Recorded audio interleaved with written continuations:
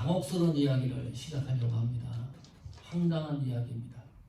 하나님 앞에 헌금을 했는데 그 현장에서 부부가 즉사한 사건입니다. 아나니아와 삽비라 부부에 관한 이야기입니다. 땅이 있었어요. 그 땅을 팔았습니다. 매매 대금이 있었겠죠. 그 땅 판 금액을 하나님 앞에 온전히 몽땅 드리지 않아서 죽은 사건입니다. 도저히 이해할 수가 없죠. 쉽게 받아들일 수가 없습니다. 100만 불의 땅을 매매했으면 10만 불 교회에 헌금하면 자그마한 교회 개척교회는 얼마나 기쁠까요? 10만 불이 아니라 10,000불, 50,000불 헌금하면 그 교회가 되살아나죠. 그것이 1년 예산이 될 수도 있는 건데 하나님 앞에 드리는 헌금 축복하죠. 목사님이. 또 자랑스러운 일이 될 수도 있고 뜻깊은 의미 있는 물질을 하나님 앞에 드린다는 것은 특별히 축복받는 일입니다. 그런데 드리고도 죽였어요. 보통 심각한 문제가 아닙니다. 하나님 앞에 얼마를 감추고 드렸는지 성경에 나오지는 않지만 드린 것은 틀림이 없는데 그것을 몽땅 드리지 않았다고 해서 아나니아와 삽비라 부부가 사람들 보는 앞에서 즉사한 사건입니다. 도저히 이해할 길이 없으니까 이 사건을 빨리 종결하려고 합니다. 빨리 결론을 내려고 합니다. 그 하나가 성령을 속이면 죽는다. 들어보셨죠?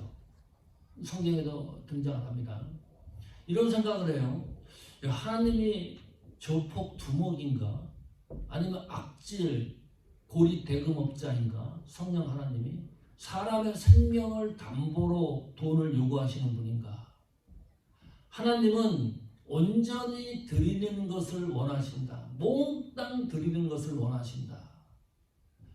하나님이 협박성 발언 같기도 합니다. 정상적인 문장으로 들리지가 않습니다. 그래서 아나니아 삽비라 이 사건을 헌금을 걷어들이는 비정상적인 방법으로도 사용이 됩니다. 그런 의미는 분명히 아닐 거예요. 성경 사도행전 5장 1절부터 11절에 그 말씀이 기록되어 있는데 이것을 어떻게 이해해야 될 것인가 고민을 하면서 오늘 말씀을 상고하셔야 됩니다. 단순하게 받아들여야 될 문제가 아니기 때문입니다. 복잡하게 얽혀 있습니다. 이런 문제를 해결하기 위해서 이해하기 위해서는 추론 기법, 추론 해설 기법을 사용합니다. 제가 만든 명칭이에요. 이게 무슨 말이냐면 하나님은 돈을 초월하시는 분이시다. 하나님이 뭐 돈을 원하시는 분은 아니잖아요. 우리가 믿는 하나님이. 그리고 하나님이 사람들로 돈을 갈취하시는 분도 아니시다. 이 정의에 대해서 동의 안 하는 분은 없을 거예요. 그렇다면 사람을 죽이면서까지 하나님이 전달하시고자 하는 메시지가 분명히 있을 것이다. 이런 추론을 하는 거예요. 그게 어떤 것인지는 찾아야 되겠지만은 사람을 죽이면서까지 하나님이 전달하시고자 하는 아주 핵심적인 메시지가 있을 것이다. 원근거리 방법을 사용을 합니다. 이것도 제가 만든 명칭입니다. 이 사건이 일어난 이 사건을 확산시켜 보는 거예요. 편협하게 그 테두리 안에서 해석하려고 하는 것이 아니라 이 중심된 이 사건을 확산시켜서 먼 거리로 가져가 보는 거죠.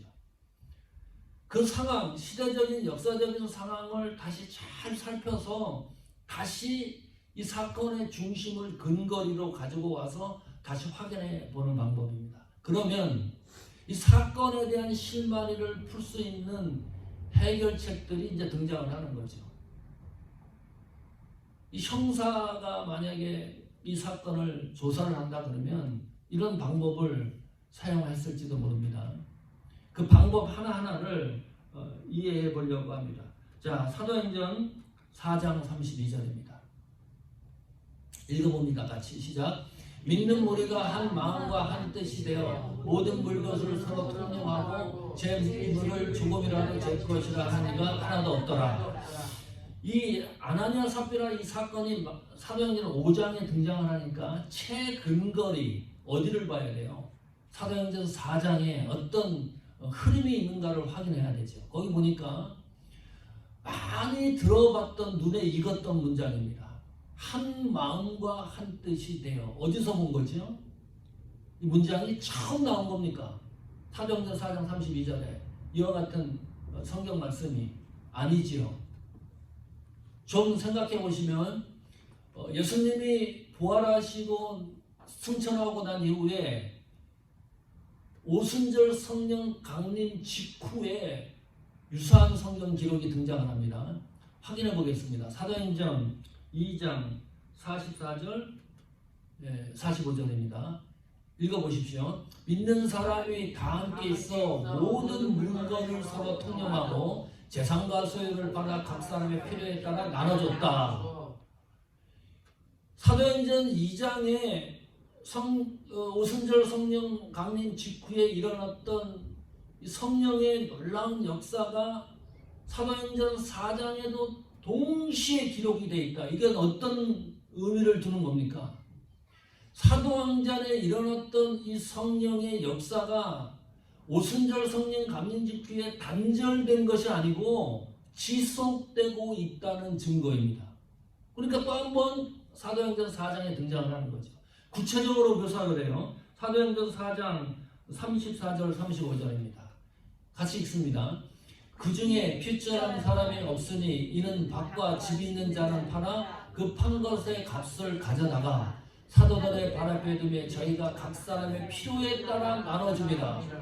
사도행전 2장에 읽었었던 내용과 사도행전 4장 34절 35절에 기록된 말씀이 중첩돼요. 좀 더 구체적으로 기록되어 있다. 이 말은 이와 같은 사건이, 이와 같은 현상이 보편적이고 일반적인 상황이라는 거죠.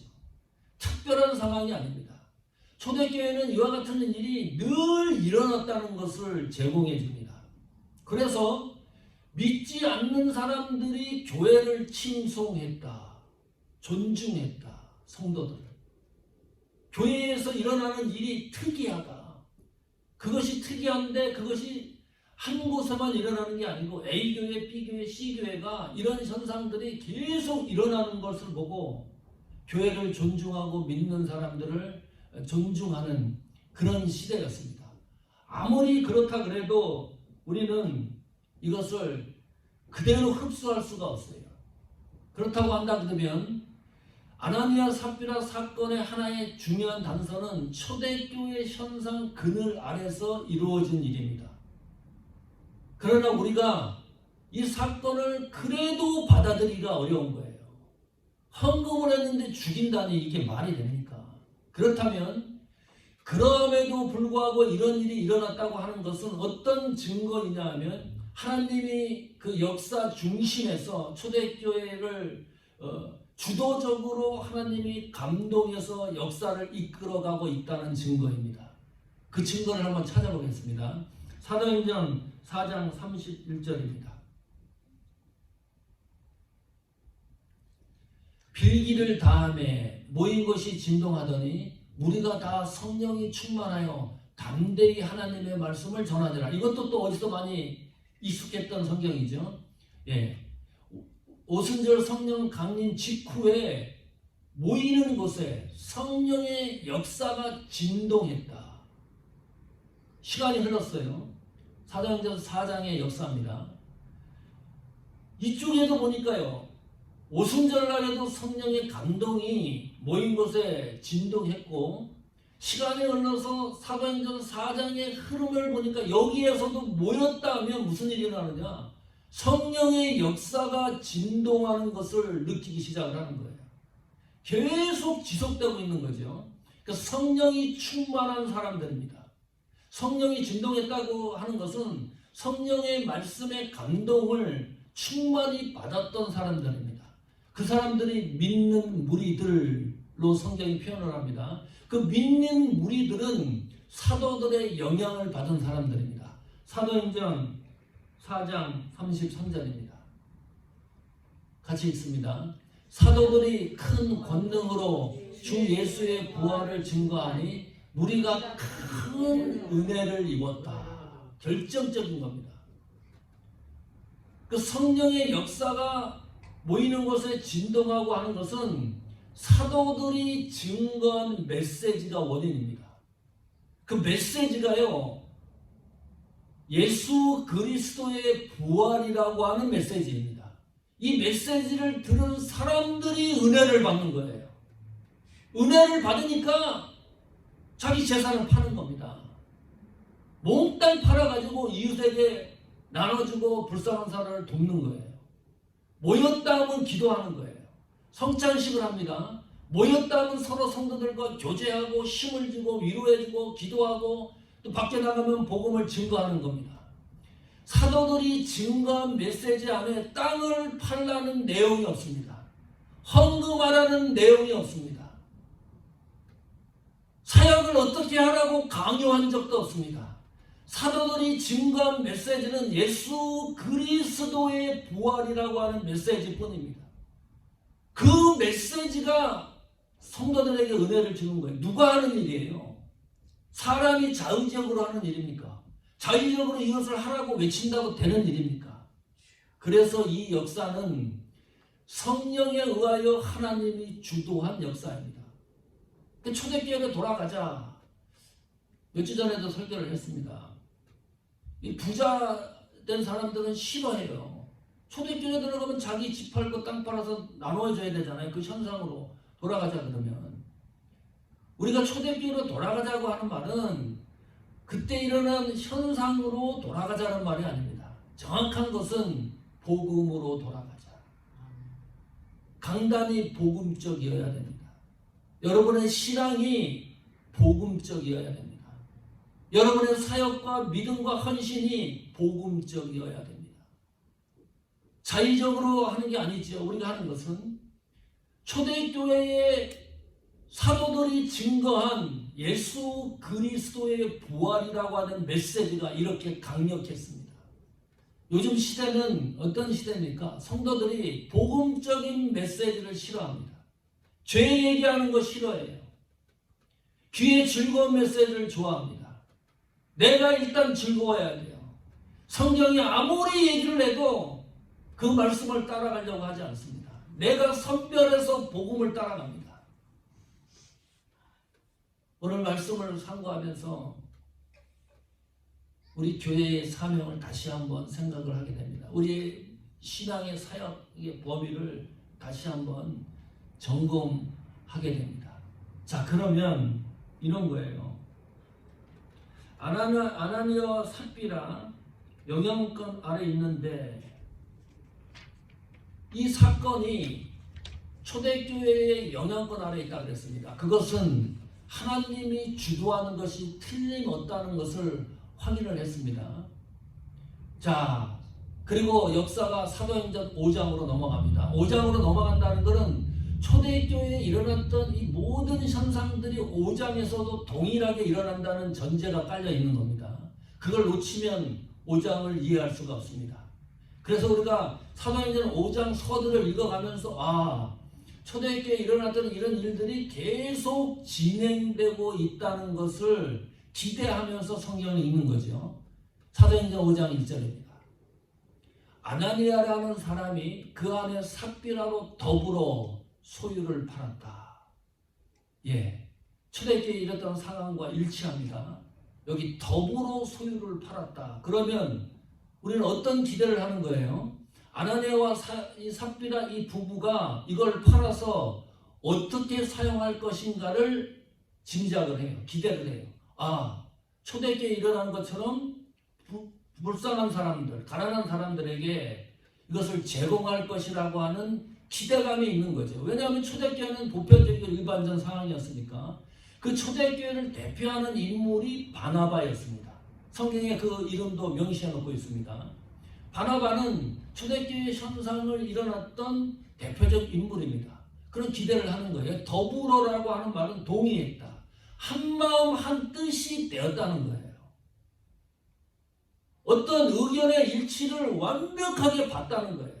이 부부가. 그래서 우리가 또 기대를 하는 겁니다. 자, 기대하는 심리가 사도행전 5장 2절에서 무너집니다. 사도행전 5장 2절 읽어보십시오. 시작. 그 값에서 얼마를 감침해 그 아내도 알더라. 얼마를 가져다가 사도들의 발 앞에 두니 그 땅을 매매를 했어요. 감췄어요. 얼마를. 그리고 그것을 하나님 앞에 헌금을 한 겁니다. 그 사실을 남편이 몰래 한 게 아니고 아내도 알더라. 아내도 동의했다는 거죠. 자, 사도행전 5장 2절에 나오는 이 말씀은 그러므로 어떤 의미가 있는 겁니까? 초대교회 현상과 역방향으로 가고 있는 겁니다.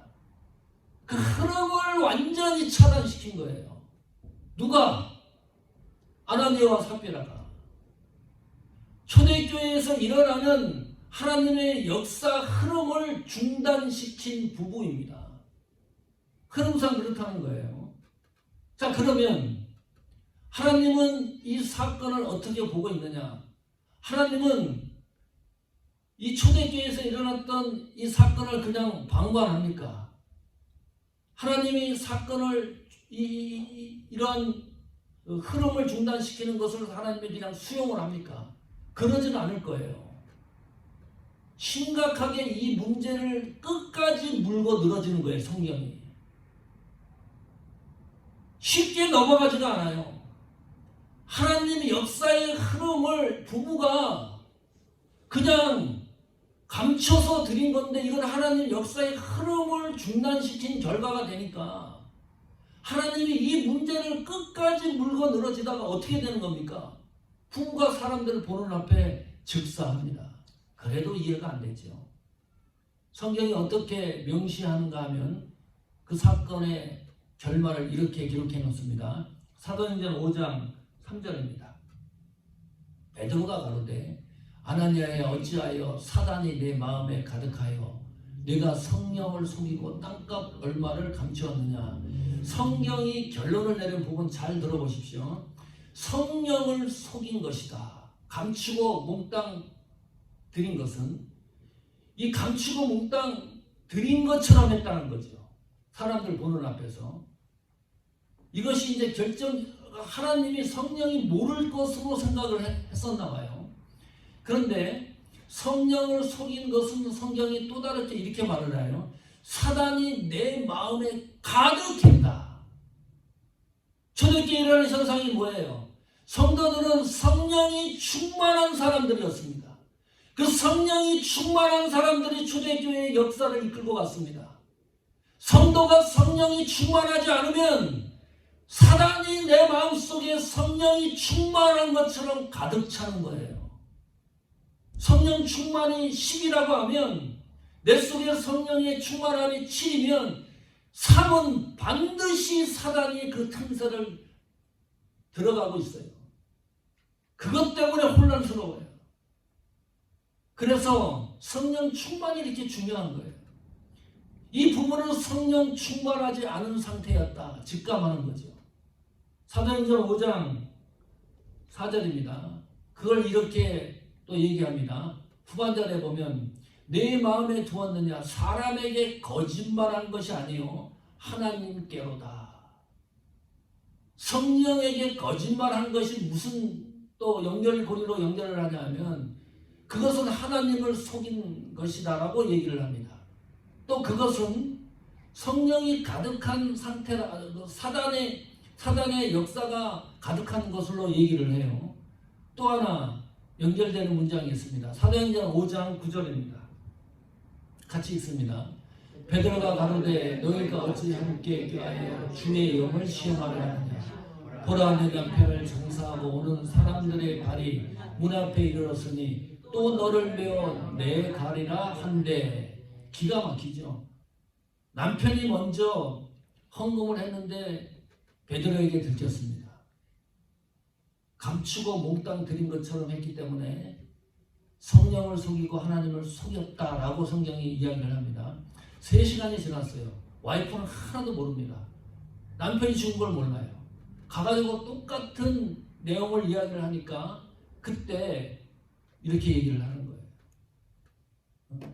사람들이 발이 문 앞에 이르렀으니 또 너를 내어 내가리라 한데 주의 영을 왜 시험하려 하느냐. 성도 여러분, 아나니아 삽비라 부부는 성령을 받은 부부였습니다. 그러니까 땅을 팔았지요. 그러니까 감추고도 헌금을 했지요. 하나님의 은혜를 경험한 부부입니다. 하나님의 감동을 경험한 부부입니다. 초대교회에서 일어났던 놀라운 성령의 역사를 직접 눈으로 보고 경험한 부부였습니다. 그런데 그것을 사람들이 보는 앞에서 감추인 것을 가지고 몽땅 드리는 것처럼 하나님의 눈을 속였다는 거예요. 이거 이제 복잡해지고 심각해집니다. 그래도 사람을 줄 수가 있느냐, 이 생각하는 거죠. 하나님이 바친 거 그 정도가 어딘데, 응? 부부를 남편 먼저 죽이고 3시간 후에 와이프까지 죽인 일이 있느냐. 그래서 이 사람을 죽이면서까지 하나님의 메시지를 증거하려고 하는 아주 중요한 3가지 키워드가 있습니다. 그 첫 번째 키워드가 주권입니다. 하나님의 주권입니다. 사도행전 5장 4절 다시 보십시오. 사도행전 5장 4절입니다. 그 위에 있었습니다.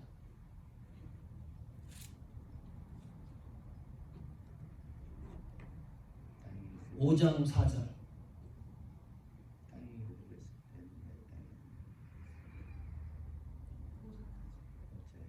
5장, 네, 그거 바로, 예, 5장 4절 같이 읽습니다. 땅이 그들했을 때에는 내 땅이 아니며 판 후에도 내 입으로 할 수가 없더냐. 어찌하여 이 일을 네 마음에 두었느냐. 사람에게 거짓말한 것이 아니요 하나님께로다. 자, 이 말씀의 그 뉘앙스를 잘 이해하시죠? 자, 땅이 누구가 주인이에요? 이 땅. 아나니아 삽비라가 주인이죠. 팔기 전에도 아나니아 삽비라가 주인입니다. 그 땅을 팔면 그 매매한 대금을 내가 가지고 있어요. 그 땅을 팔았어도 누가 주인입니까? 예, 아나니아와 삽비라가 매매한 대금을 갖고 있기 때문에 주인입니다. 이 사도행전 5장 4절의 말씀이 어떤 의미를 주는 건가요? 이게 무슨 말이에요 도대체? 땅이 그대로 있을 때는 내 땅이다. 그리고 판 후에도 내 임의로 할 수 있지 않느냐. 그러니 그것이 내 것 아니냐. 돈이. 그런데 어떻게 내 마음대로 두었느냐. 왜 그것을 몽땅 하나님 앞에 바치지 않았느냐. 바치지 않았느냐. 왜 거짓말을 했느냐. 몽땅 바친 것처럼 액션을 그렇게 취했느냐. 무슨 말인가요? 소유권 문제입니다. 내 소유권이라는 거예요. 내가 가지고 있는 이 땅이 내 소유라고 하는 인식 때문에 하나님 앞에 몽땅 드릴 수가 없는 거예요. 무슨 말씀인지 이해갑니까? 내가 판 이 땅이 하나님의 소유라고 하면 몽땅 드리는 거 아무 문제가 없어요. 온전히 드리는 게.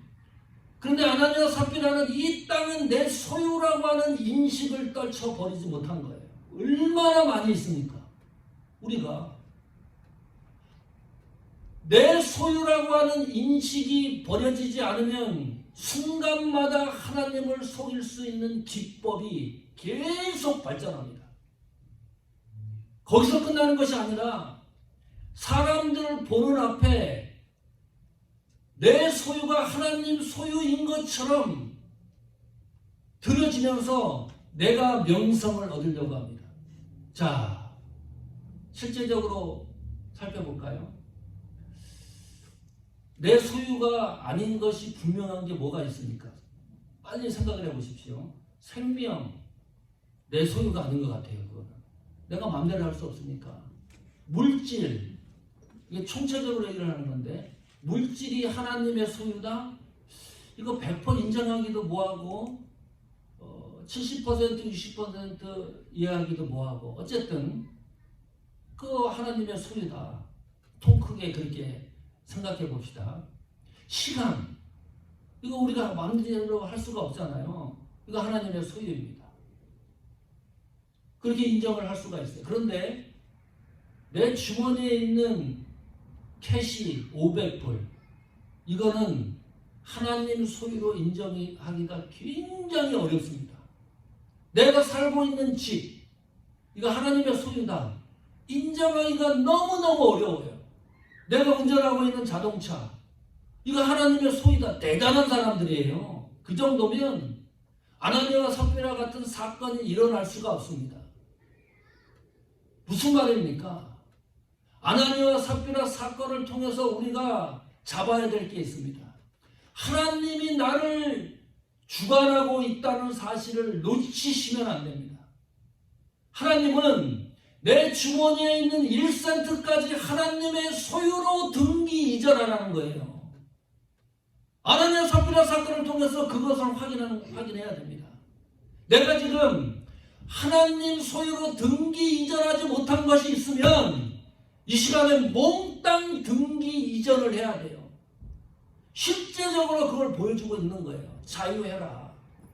소유하는 것 때문에 머리 아프고 힘들지 말고 자유하라는 거예요. 그 메시지예요. 하나님이 나를 주권하시고 섭리하시고 통치하시고 이끌고 있다는 이 사실을 한시라도 놓치지 마라.